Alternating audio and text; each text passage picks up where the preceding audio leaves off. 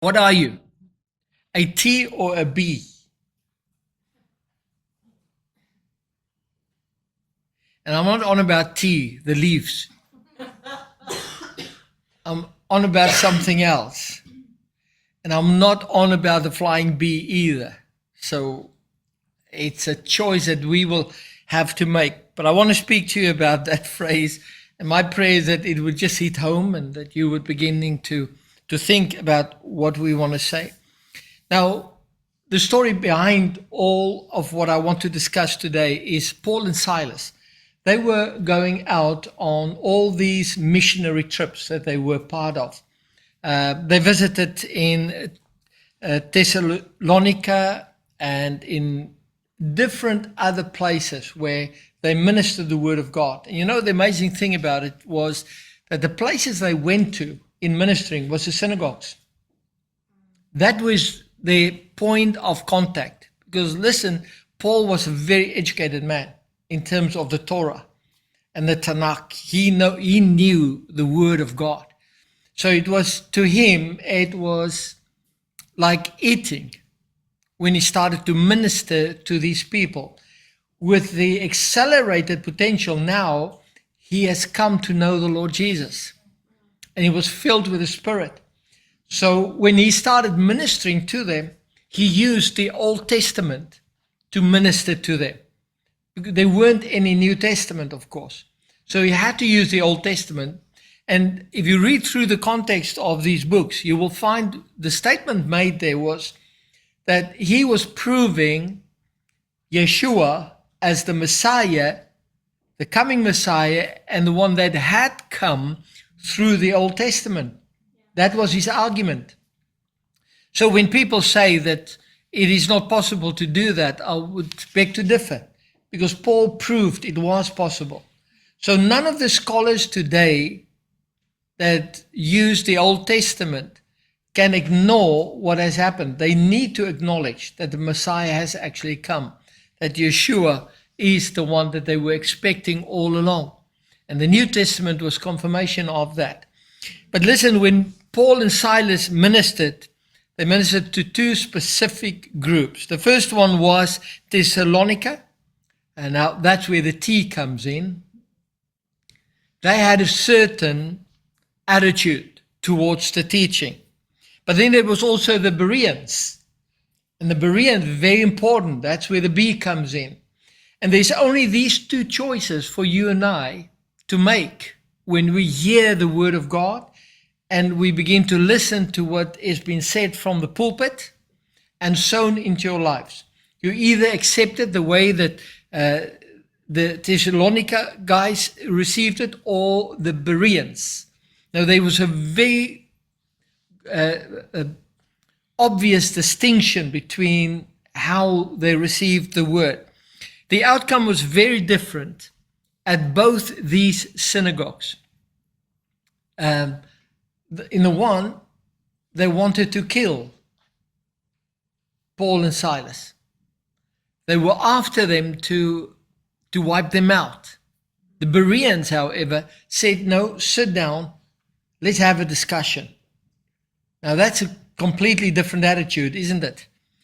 But let's read from the Word of God in the book of Acts, there from verse 17, or rather chapter 17, verse 11. And he says this, and the people of Berea were more, get this, open-minded than those in Thessalonica. And they listened eagerly to the message, to Paul's message. They searched, and here's a very key phrase, the scriptures day after day to see if Paul and Silas were teaching the truth. So in other words, they did not just receive it, nor did they just reject it. They had a pattern that they set before them. We are hearing what you say because you speak from the Old Testament. But we want to make sure in our own hearts what we hear and what you say is the truth. So they didn't rely on their leadership. They relied on themselves going to investigate. So I would suggest that Paul did not just preach. I would suggest that Paul taught He took the scriptures and he would have said, this is what the scripture says. Let us see how Jesus fits the mold. The guys in the one synagogue didn't want to know anything. They were too fearful for losing their position of authority because they couldn't get themselves to investigate the word of God. Whereas the Bereans said, what you bring us, let's test it. And that's what the Bible says to us, each one of us as believers. It's not up to the pastor, to leadership, to elders, whoever. It is up to us as individuals to investigate the word of God. Then he goes, the messages to Thessalonica and Berea, the message there was exactly the same message. Isn't that amazing, eh? The same message received differently. All to do with the attitude. The proclamation in Berea mirrored the proclamation in Thessalonica. In other words, they said, this is the Messiah. In both these cases. But the outcome was so much different. And I think this is the point that we want to make today, even with the communion, is how do you receive it? What is your attitude in receiving this? Do we understand that this is a sacrament that Yeshua has set in place, which are valued, not an add-on? It is important. But the method of communication in the synagogues was consistent in both of them. So he kept on speaking from the word of God. But the recipients of Thessalonica and Berea heard the gospel with different ears and investigated with a different attitude, with different hearts. So here's the question. When you hear scripture, or rather the word of God preached, what do you do with it in your heart? Do you say, Lord, here I am? Holy Spirit, reveal it to me. Or do you say, that's too hard? And if it's too hard, it can't be true. Now, just in the last some years, we've seen how people turn away from the truth of God because it's not comfortable. When we begin to speak about the Sabbath, we see how people have an attitude of, we accept the Sabbath, but it's not like it was in the Old Testament. Well, God has put it with his finger in stone. We cannot change what God had said. It doesn't matter how you want to interpret it, you cannot change what God had said. And once we got to see the truth of the word, not everybody was willing to receive it. Some departed, others looked at us as if we're Jewish. Now that's not bad, but that's not why we do what we do. What we do is because we do it according to the word of God. Very clearly so. When we looked at the feasts of God, which is prophetic, people looked at us in the same way. You either receive it or you don't. It is either in the word or not. And I chose, and we all chose, to investigate the word. Otherwise, you would not be here today. Because you became a Berean. Research what the word of God says. Now, I'm going to go fairly quickly through this, so you'll have the notes afterwards. You see, to develop a Berean-like attitude, there's certain things that we absolutely need. And I want to use an analogy, which is very important for us too, because I want to plant a picture in your mind. There's a man walking through the desert. And he's only got a limited amount of water, and he came to a point where he began to understand that this is not going to last very long. The water is within the bottles and it becomes stagnant if it's over a long time, and he's thirsty. And now he begins to focus his mind on looking for an oasis, a place where he can get water. Now, I've learned this from a friend of mine back in South Africa, where we have deserts. He knew where to go and have a look for water in the desert. I looked at the same place as him, and I just saw sand. He went down there and he started digging, and within 12 inches, there was moisture in the sand. It started oozing up into the hole. And he said to me, it's because I know the places. You might not be able to see it, but we know there's a water table there. So he could get the water. So this guy, very thirsty, was looking out for an oasis where he could get the water. And when he saw the oasis, the water, he was over the moon, as you can imagine. He was tired, he was thirsty, he needed water now desperately. Instead of just drinking, he got himself right into it. Now he was soaking up this wonderful water with all these palm trees and everything around him, enjoying the atmosphere. All the time sat in this water where he could be soothed by the presence of this.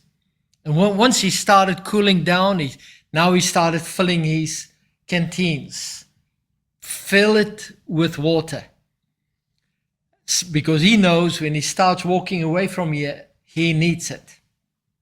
And as he started walking afterwards, he had his soaking time, he had his drinking water, filled himself, and his containers are full.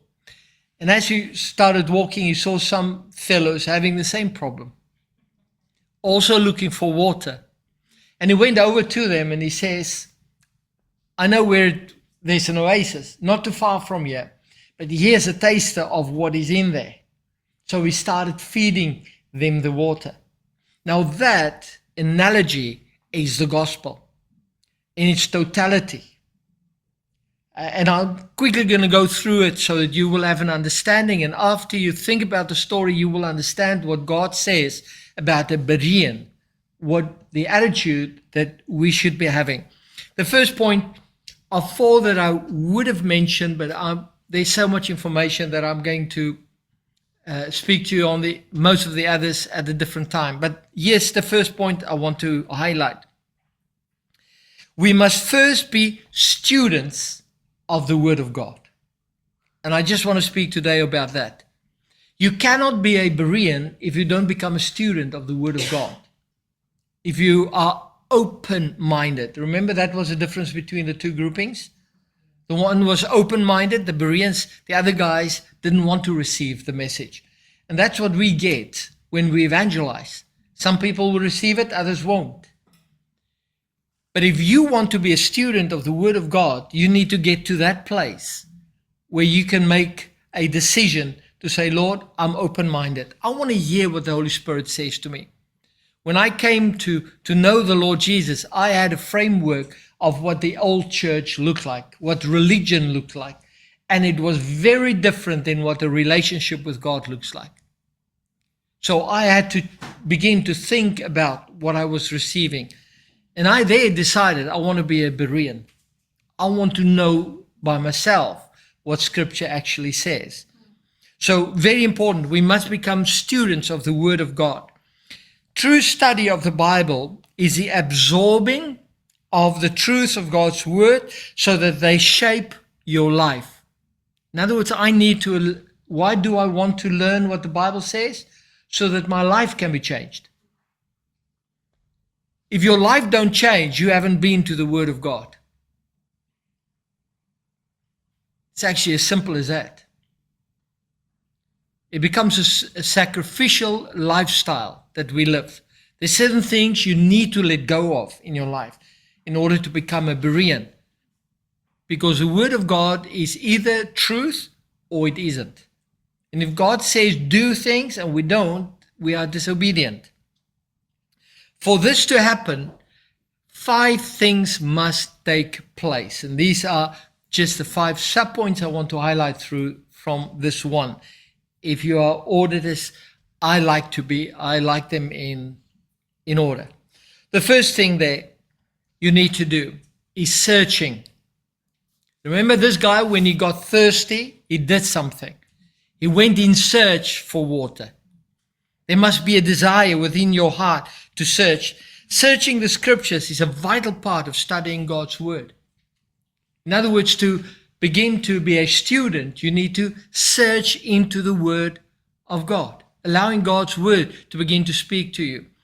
Listen, you could find when you walk along a riverside some bits of gold in some places. where they pan gold.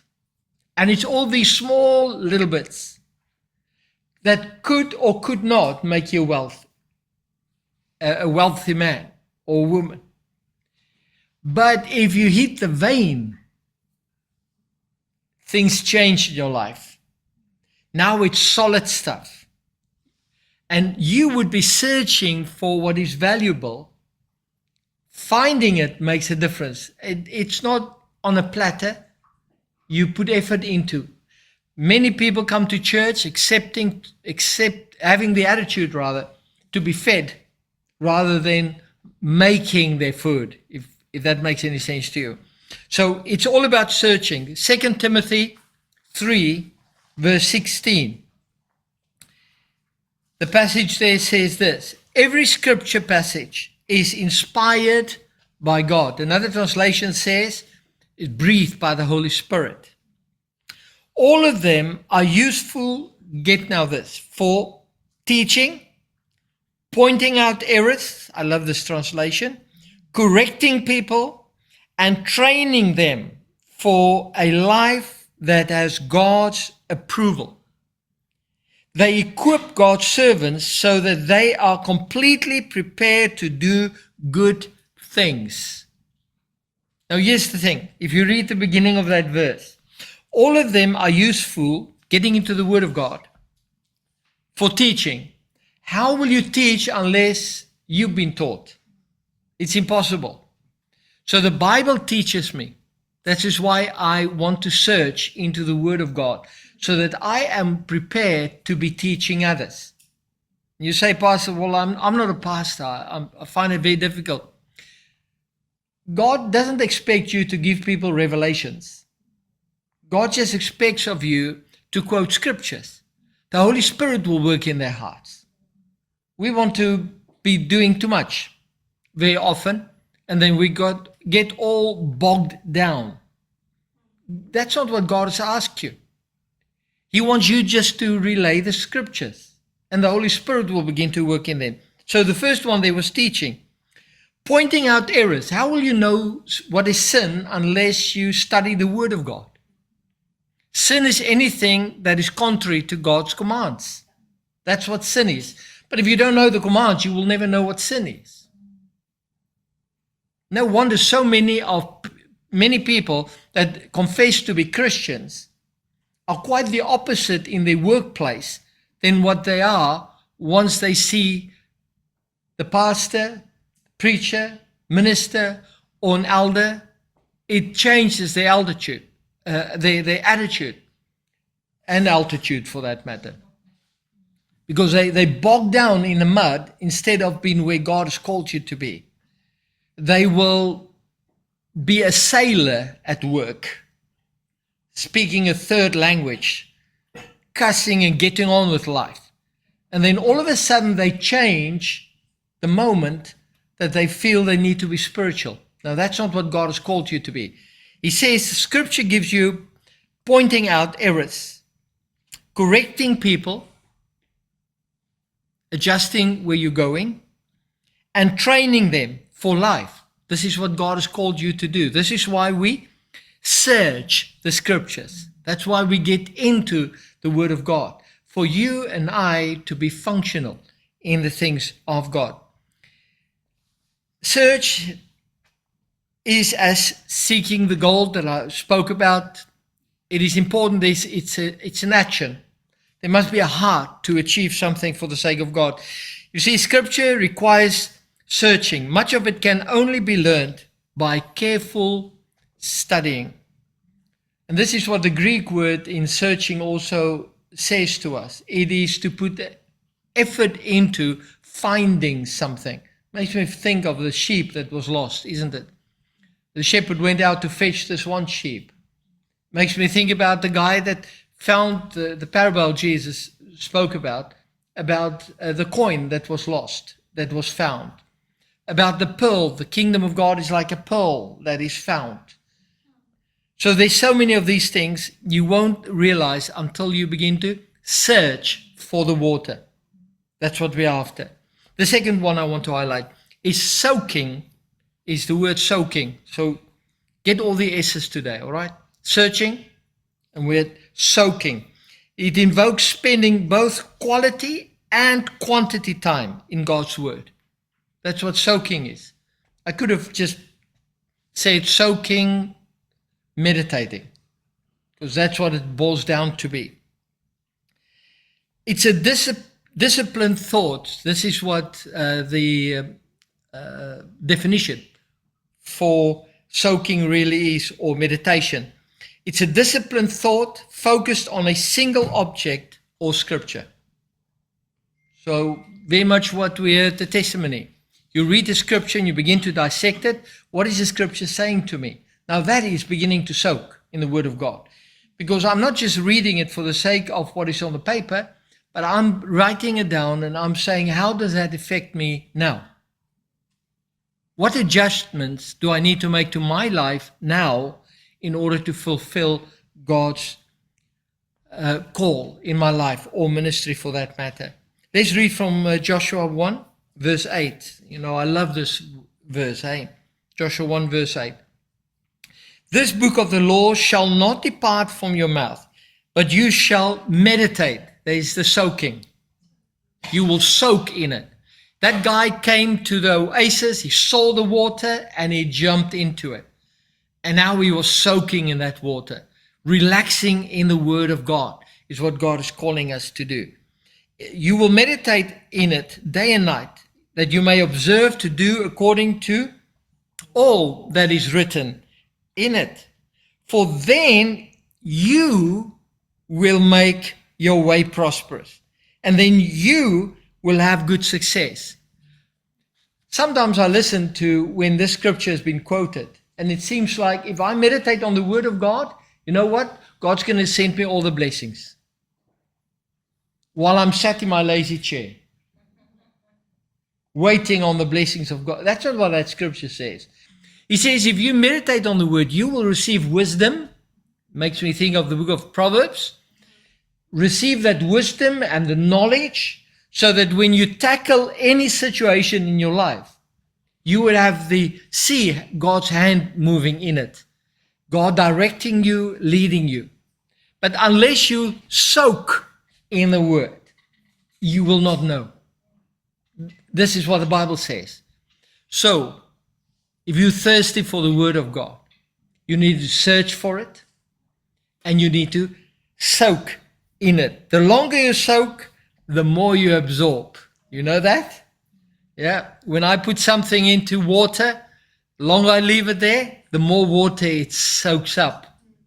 So we want to spend 5 seconds a day in the presence of God and His Word, and you think you've soaked up anything?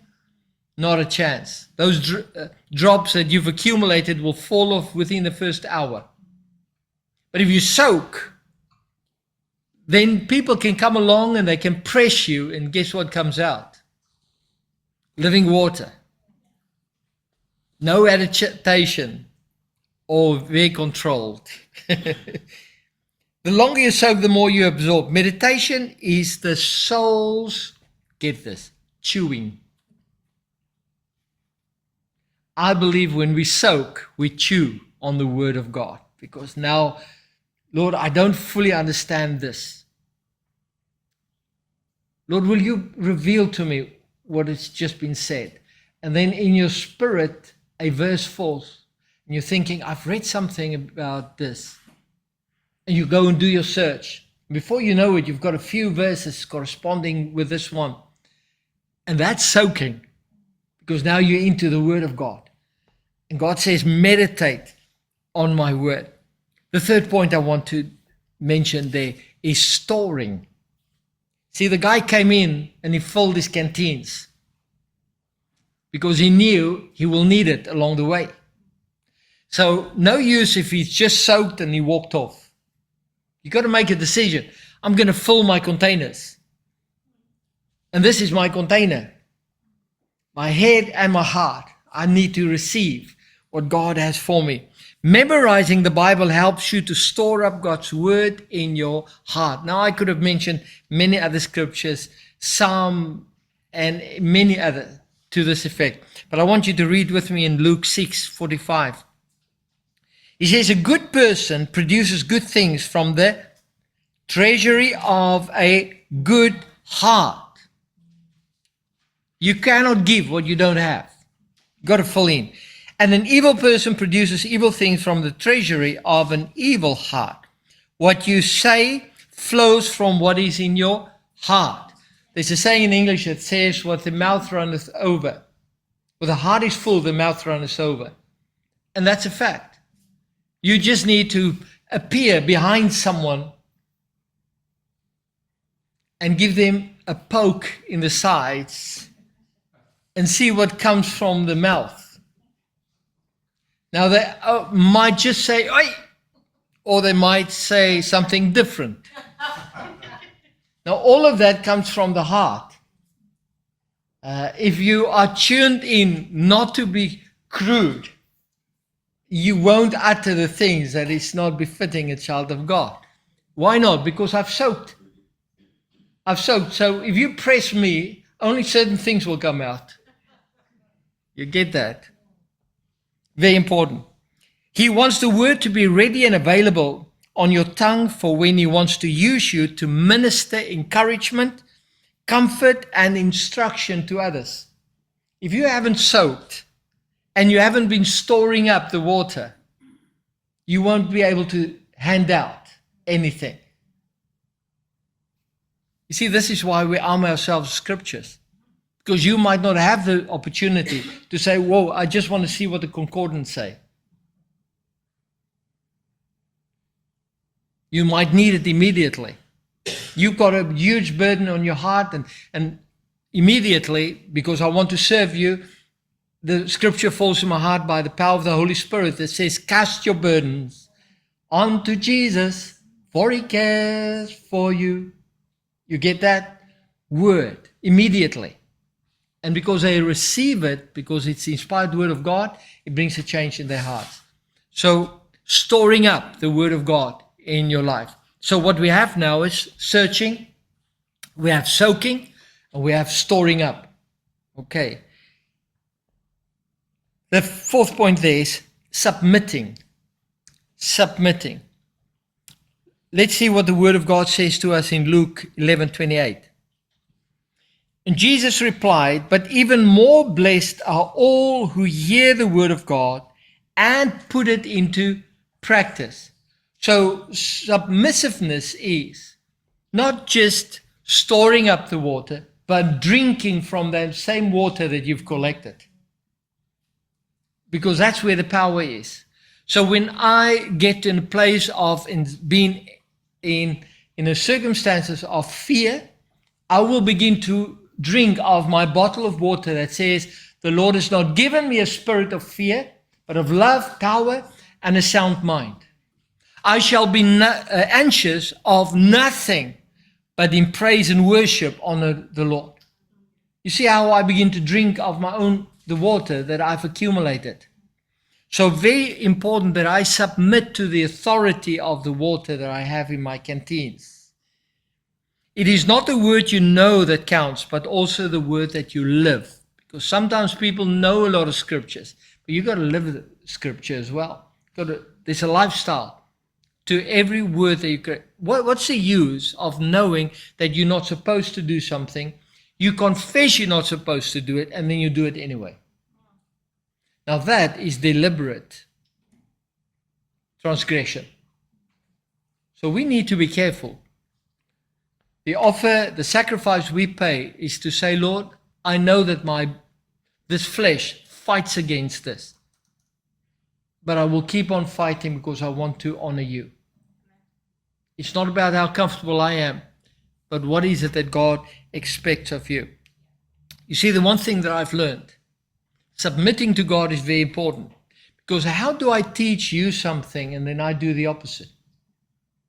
I find this very often in marriages, in relationships, where you try to get someone to honor the Lord, to come to God, because you honestly want to serve the Lord. But because you don't want to offend them, you compromise.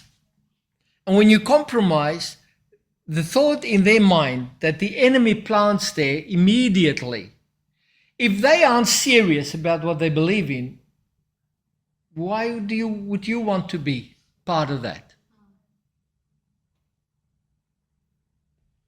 And it's something that we need to grab hold of, because it's the reality of life today. People are watching you. So you need to submit to the Word of God. Drink your own water. That you've received from the oasis of life. And then the third point, or let me just say this, a true student of the Bible embraces God's Word, applies it, and lives it. You cannot apply and live it until you embrace it. So you've got to make it your own. Then only can you begin to apply and live it. The fifth and last point there, sharing. Okay, so you are walking along, you've drank some of your water, there's a guy coming in, he's thirsty. Now you need to be sharing. Okay, and this is very important as well. Because someone said once, to teach is to teach or learn twice.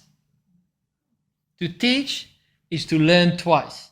Because you've learned, and as you begin to teach, you are learning again.